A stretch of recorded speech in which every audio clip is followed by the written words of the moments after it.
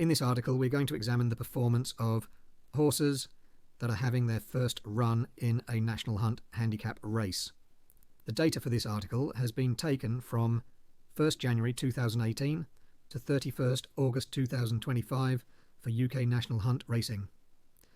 As with all of Dave's articles, profits and losses have been calculated to Betfair starting price, BSP, less 2% commission on any winning bets. The A/E index, actual/expected, which helped determine value, has also been calculated to BSP.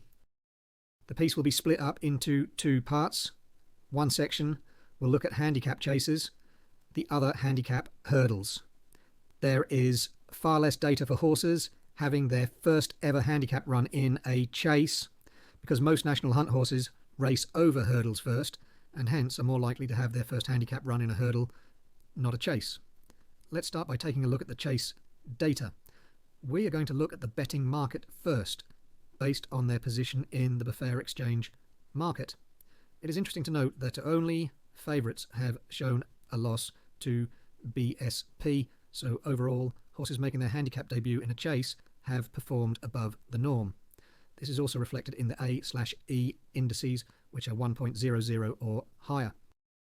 For the other areas we wish to examine, we're going to restrict qualifiers to those that were priced BSP 20.0 or less to try and eliminate skewed findings. Let's examine male runners versus female runners next. So essentially, the performance of the horses by their sex. Not many female runners overall, but they have struggled compared to their male counterparts when they have run.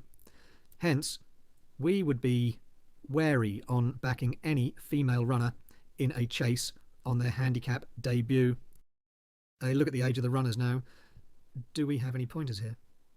4-year-olds have made a profit from a small sample, but the age of choice seems to be either horses aged 6 or 7. Both have made sounds, profits coupled with decent A/E indices. Once they get to 8 years old and older, these handicap debutants have started to struggle somewhat, both from a winning perspective and a value one. How about past successes? The next stats we are looking at are based on previous career wins. Here are the findings. Horses making their handicap debut in a chase are worth noting if they are still maidens, e.g. horses that have yet to win a race. This cohort of runners have secured returns in excess of 23 pence in the pound, which is eye-catching. Less successful, though, are horses who have had 2 or more wins in their careers. These runners may have been overbet slightly based on the hefty losses accrued. A look now at finishing position last time out. Let's share the splits. Winners last time have performed quite poorly, while horses that finished 2nd and 3rd LTO have done extremely well. They look the group to concentrate on from a betting perspective. Finally, for this shorter chase section, a look at trainer performance. Again, though data is somewhat limited, we have used a minimum of 25 runs for a trainer for them to make it into the table. Considering these relatively modest sample sizes, we need to be a little careful before waxing lyrical about the positive stats of a particular trainer.